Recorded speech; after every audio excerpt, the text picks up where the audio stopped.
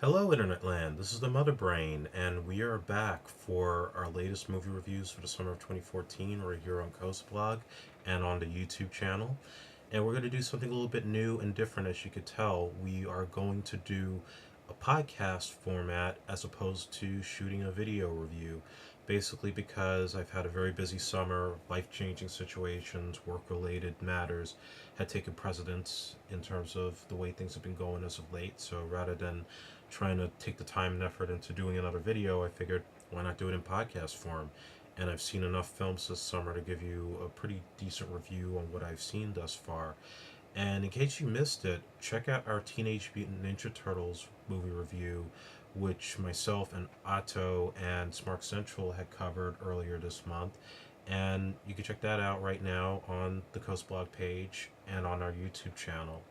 So we're going to get onto our reviews and we're going to talk about three films. Some of you may have seen, some of them just came out recently, and I'm going to give my thoughts on them pretty quickly. So we're going to begin with Guardians of the Galaxy from Marvel, and all I can tell you about Guardians is probably what you've already heard, that this is arguably one of the best films that this summer had to offer, and probably one of the best films that Marvel Studios has put out in recent memory after the Avengers. And the thing about Guardians, I'm not exactly a fan in the sense of it's one of those lesser known properties that I know very little about. Growing up on the Marvel comics, and of course my trading cards that I used to collect as a kid. But I am familiar with some of the characters in the story and in the Marvel universe, and it's definitely going into it, it seemed like a big risk to take a chance on these not so known characters, but connecting it with the Marvel Universe, of course, everybody's going to go out and see it to see how it's going to interweave itself with the more established characters being Thor, Captain America, Iron Man, Hulk, and so forth. And I gotta say, Guardians lived up to its hype. It is a tremendous amount of fun. It was a throwback to great 80s science fiction fantasy movies that the likes of Steven Spielberg and Robert Zemeckis have brought to us. And basically, it's a very simplistic story about, you know, different characters forced into a group and basically, putting their differences aside and becoming a unit of one, but they also have their own distinct personalities, and that's what makes this movie so special, is how everybody that appears as they do in the surface is not exactly who they are in the surface. And leading off that pack, of course, is Chris Pratt playing the role of Star-Lord, aka Peter Quill. And I've been familiar with Chris Pratt's work for quite some time now, probably going back to his role in Moneyball, and not really thinking much of him other than just being an unknown character actor. And then a friend of mine hooked me up on Parks and Recreation, watching him in his role as Andy for the last 6 seasons. And no question, he's got likability factor. He is uh, destined to be a big movie star. Even in the role of Star Lord, you could see how much fun he's having with it. Basically, he's a cross between Han Solo in Star Wars and Marty McFly in Back to the Future. Just, full of one liners, and at the same time, he's also stuck in the 80s because he was abducted by aliens in the 80s. So, of course, he has his old cassette tape that when you heard it in the trailer with these old 70s tunes, you're thinking, what the hell is this? And you're thinking it just adds to director James Gunn's comedic sensibility. And then once they actually interweave it into the premise, or for Star Lord's backstory, that this was a tape that his mother had given him before her passing, it basically shows the sentimental value that this character brings with him, and everything that he has in his possession is something of a reminder of what his life was prior to the abduction. And everybody else was just absolutely fantastic in this movie. I gotta say, I was surprised with Dave Batista. Lately he hasn't been the most popular guy in sports entertainment as of late, but I think he served his purpose well as Drax the Destroyer. He is a brute, but at the same time, a very square kind of character, but it works for the humor in the story. And the lovely Zoe Saldana playing the role of Gamora, the daughter of Thanos, which we'll get to in a second. And, there's not much you could say here. I mean, she's doing her Avatar thing once more, except, now she actually has green skin instead of blue, and she's still a kick ass chick. And I'm glad also that although they hinted into a romance with her and Star Lord, that they didn't go full head into it. That basically they decided just let's keep it to the story and let's keep it to the action. And then of course you have the roles of Groot and Rocket Raccoon, respectively played by the voices of Vin Diesel and Bradley Cooper. And basically with these guys, you know, Rocket Raccoon to me stole the film. I think that was a given, considering the nature of that character. Bradley Cooper really selling the voice and just being a total badass, and very likable too. I mean, even in the more emotional moments, you really start to, look past the look and the fact that he's this talking raccoon, and take him seriously with the rest of the group.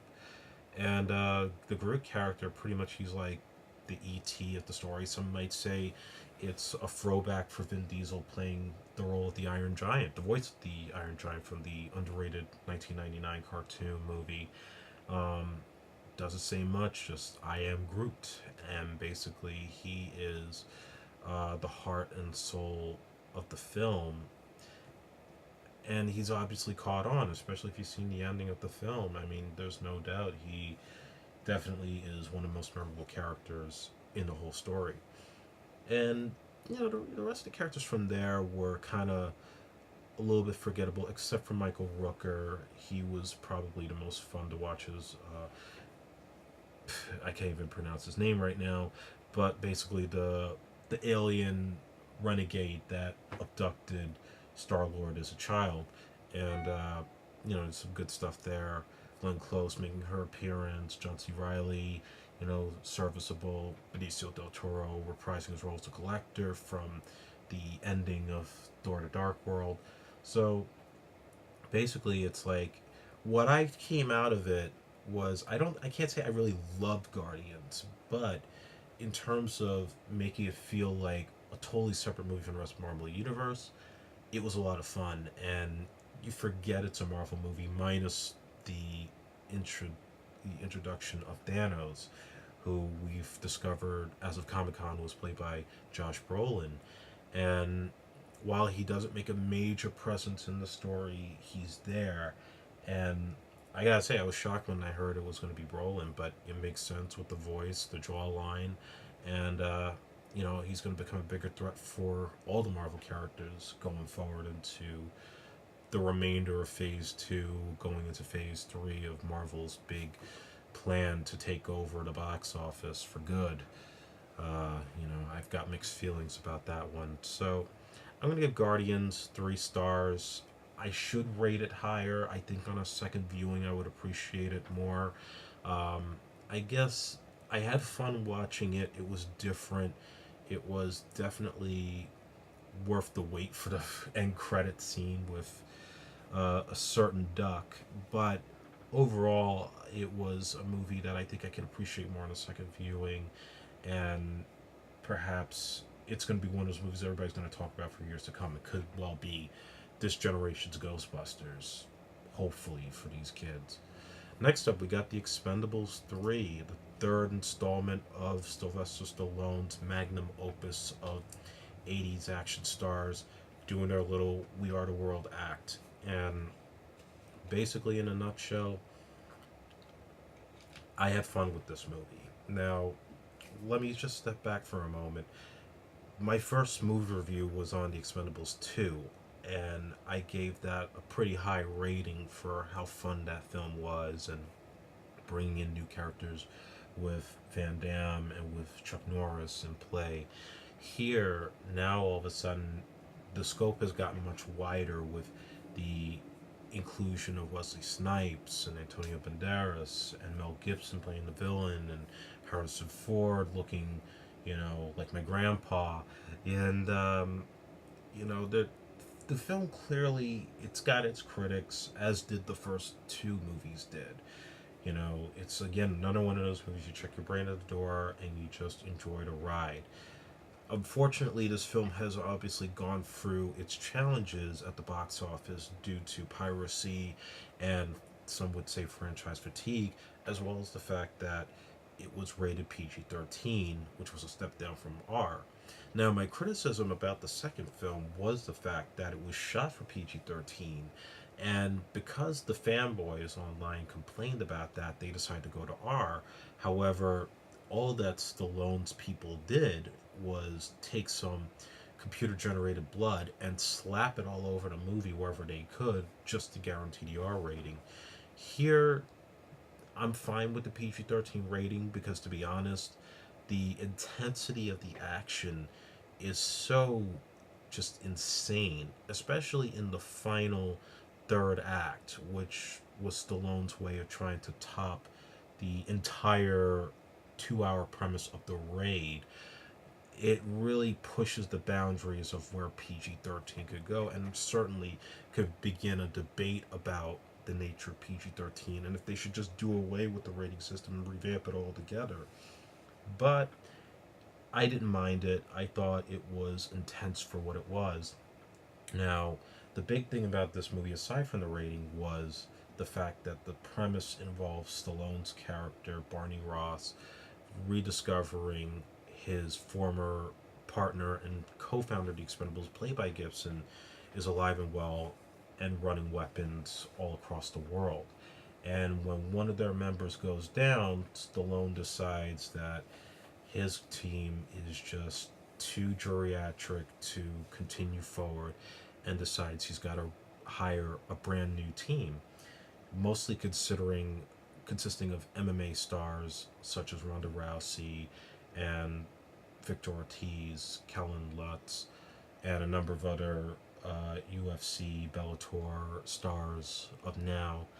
And they dominate most of the second portion of the movie before the two generations of action stars come together to take down Mel Gibson. And that's where I gotta say there's a split opinion about it. I had fun with the movie. I did feel the action was intense, and it was great once again with the ending to have all these big action stars coming together. I didn't find myself missing anybody that was left out. Not even Jet Li, who's in the movie for like maybe 4 minutes tops and really doesn't do anything. Um, but there are setbacks. That I will agree with. I felt that outside of Mel Gibson, that there should have been more villains to challenge the Expendables, and the fact that they just align him with a Russian army of some sort or Ukrainian army. I felt like that wasn't enough. They needed to throw more people around Mel Gibson to match up with the Expendables. And even just like I thought that could have been a good opportunity for somebody like Robert Davi to be in there as like a main second in command for Gibson, and instead he's only in there for 2 minutes, and then we don't even know what happens to him after that. So that was kind of a waste, unfortunately, and I wish I could have seen more of him. And I mean, everybody has their moments. It was great seeing Wesley Snipes back. He was awesome. Arnold Schwarzenegger just starts to look his age at this point, and they kind of dialed down his personality, other than the "get to the chopper" line at the end of the movie, which was kind of funny. Otherwise, I can say I had fun with it, but and arguably I can even say it was probably the best of the three. However, just giving it some second thoughts, I do think that if this is the end, considering box office and all, I'm fine with it. I think it was the right way to go. But there were some things that were lacking about it that I wish Stallone and company could have improved on. But I do believe the director Patrick Hughes has a big future in Hollywood. So I give the Expendables 2.5 stars. I enjoy it, but I can't say that it was the most amazing experience that I've ever seen on the screen. Lastly, we have Sin City, A Dame to Kill For, the second installment of the Sin City franchise, once again directed, actually, the co directing of Robert Rodriguez and the great Frank Miller. Now, Sin City came out back in 2005. It was innovative, it was unbelievable, it was just an amazing comic book adaptation to date for that time period. Now it's been about 9 years, and I come out of this one feeling like it was 9 years too late, like everybody else does. Um, Basically, with every other comic book adaptation that we've had in the last couple of years between The Dark Knight and The Avengers, Sin City just feels like old news. Now, that's not to say it was all bad. I think there were some good highlights. Josh Brolin taking over from Clive Owen in the role of Dwight. I think he was more engaging in the part than Mr. Owen was. It was great seeing Mickey Rourke return as Marv. He got a lot more to do. There was sort of like a Ernest Borgnine type of way about him this go around. And I gotta say, one thing that I gotta praise too was the, although it was short and sweet, the cameo of Christopher Lloyd playing an unlicensed doctor who works on Joseph Gordon-Levitt after he gets the crap beaten out of him, and he really showed signs of a little bit of Doc Brown, a little bit of his character from Cuckoo's Nest, and even a little bit of Reverend Jim from Taxi. Just maybe the most engaging character in the movie, aside from Eva Green, who was also amazing in the title role of the Dame. But that's where it stops, because after that, everybody else is kind of forgettable. The storylines were just what they were. I mean, if you read the comic books, they're pretty much in line with what Frank Miller has written. However, there's a lack of sympathetic characters this time around.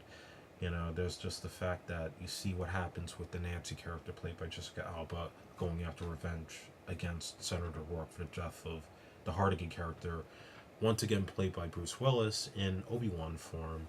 And clearly you could tell once again Mr. Willis is taking another paycheck because he's pretty much just standing around talking in his low voice and barely doing much in the whole movie.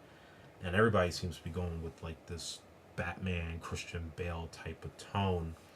And I think it also suffers from a lot of the recasting too, because they try to explain the plastic surgery with the Dwight character, so by the end, Brolin starts to look more like Clive Owen, but then also replacing the late Michael Clark Duncan with Dennis Haysbert was also a little bit jarring for me and almost felt unneeded. But again, we're trying to adapt Frank Miller's stories. Excuse me. And then, of course, we have the cameos with more people: Ray Liotta, Chris Maloney, Jeremy Piven, even Lady Gaga shows up, and they all get their couple minutes to shine, and then they're gone. I think there's just an issue with not just the style being played out, because ever since 300, I think people have grown tired of the, you know, motion capture, green screen type of technology that made Raul Rodriguez a lucrative director in the 2000s. And basically, because comic book movies have become more sophisticated, and the technology, the storylines have stepped up in the last couple of years because of what Marvel's done, I think it just makes Sin City feel like a straight to DVD movie.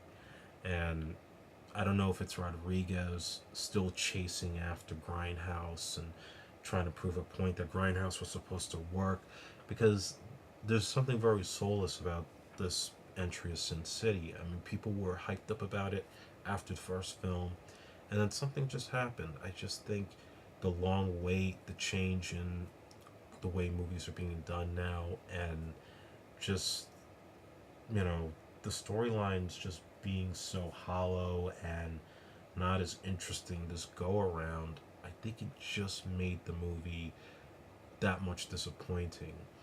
And the violence and the gore of the film just felt like, again, Rodriguez trying to prove a point that Grindhouse was supposed to work, and it did not. So this one I gotta give 2 stars. It's not a train wreck, but I think it just doesn't work on a narrative level. And the first Sin City should have just stood on its own for what it was rather than trying to continue on with it. And I think Rodriguez is going to have to reevaluate the current situation of his career because to continue to do more films like this and Machete and Spy Kids, it's just going to dampen his stock in Hollywood. And he's a talented man, and I do believe in him, and I do admire his work, but he's got to change it up a bit now. So that's it for my reviews, and you can follow me on Twitter at Mutterbrain830, and you can read all of my blogs as well as our other contributors' blogs at coastblog.cosmelentertainment.com.